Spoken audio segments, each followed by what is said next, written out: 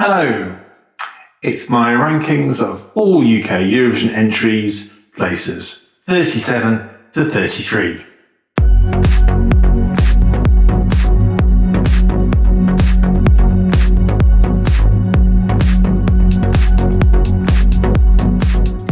Welcome to Mad Loves Eurovision. As always, please do click on that subscribe button or the notification bell and like, share and comment below. So we continue up my rankings with these songs around the mid-30s. And at 37, begin with 2000's entry, which was Nicky French, Don't Play That Song Again. Play that song again. I wish it could be like before. Oh yeah. Oh DJ, please don't play. So Nicky French is something of a Eurovision legend, really, amongst UK fans and more widely, mostly because of the work that she's done presenting the London Eurovision party for over a decade now, and that's where I know her best from, having met her in person a number of times, actually seen her when she's popped onto the Vauxhall Tavern as well. A lot of fun. She does a great job of hosting the London Eurovision party, and her song. Her actual Eurovision song, is something I'm probably most familiar with from London Eurovision, because she always will give a rendition of Don't Play That Song Again, somewhat against the run of the actual title of the song, because she certainly does play that song frequently. It's a kind of up-tempo, sort of cheesy Eurovision pop, very in line with kind of Nicky's music. She does a lot of kind of that high energy Euro dance type music. And perhaps outside of Eurovision, or before Eurovision, she was best known as doing a cover of Bonnie Tyler's Total Eclipse of the Heart in the mid-1990s. That did very well. And one thing that has lasted quite remarkably from 2000 is the coat that she wore, the famous sort of lavender, purple, not quite sure shades you could describe it as, the lavender coat that she wore, and she still wears it to this day. She can still get in it. She's always very proud to say. But yes, it's always good to see Nicky, and I hope, obviously, having missed London Eurovision in 2020, let's hope we see her again soon in the future. 36, it's 2018, Siri, Storm. I still believe in chasing rainbows. Storms don't last forever, forever. Remember, we can hope. From one UK Eurovision legend to another, Siri really is, a fantastic ambassador for the UK and for Eurovision. Probably one of the most, the best ambassadors I think the UK has had in many years. Myself and many of my kind of friends who follow Eurovision sort of have followed Siri after Eurovision and going on to various concerts and very private concerts that she's done, and she's absolutely lovely person. She handled everything so well, both before, during and after the contest, and obviously she had that moment with that idiot who came and grabbed the mic, and yet she handled it so well.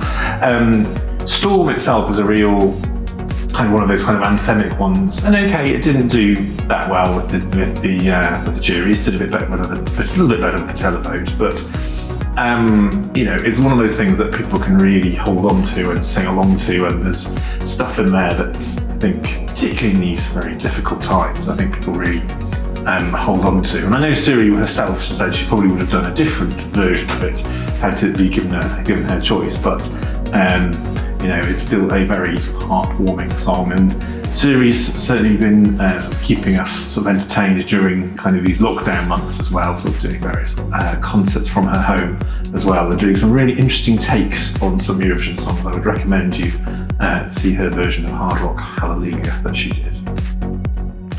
At 35, it's 1990, Emma, Give a Little Love Back to the World. Give a little love back to the world. We still got time. Let's do it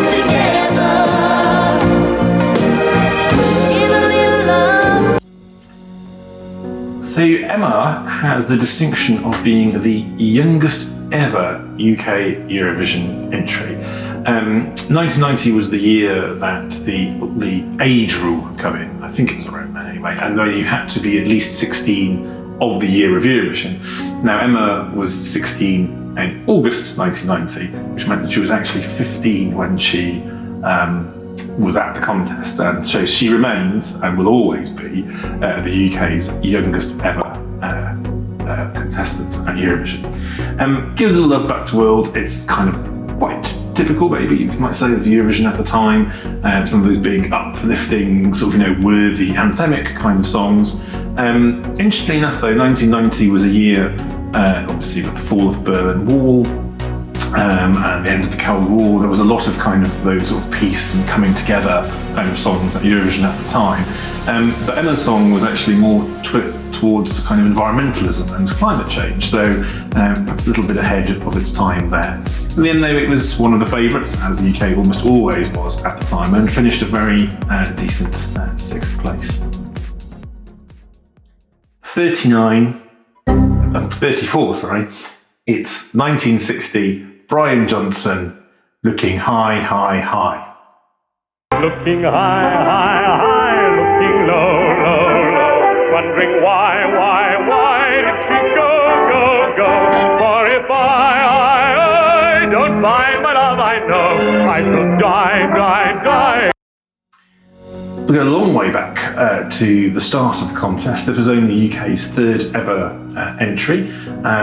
Yes, although it was our only 3rd entry, it was already our 2nd runners-up spot, and it was in a period where we got multiple runners-up spots in a row. Brian was the 1st ever male soloist to represent the UK. He also happened to be the brother and sister-in-law of the duo that had gone the year before, in representing the UK in 1959.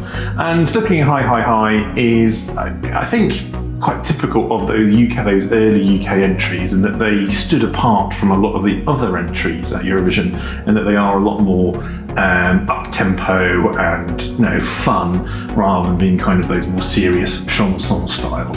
And he's got a very sort of deep baritone voice, which I think. And at 33, it's 1974, Olivia Newton-John, Long Live Love. Hallelujah, glory, glory, hallelujah. Long, long live love, as long. Olivia Newton-John isn't someone that probably needs much introduction. Incredibly famous. She's been an actress, a singer, an activist, entrepreneur, you name it.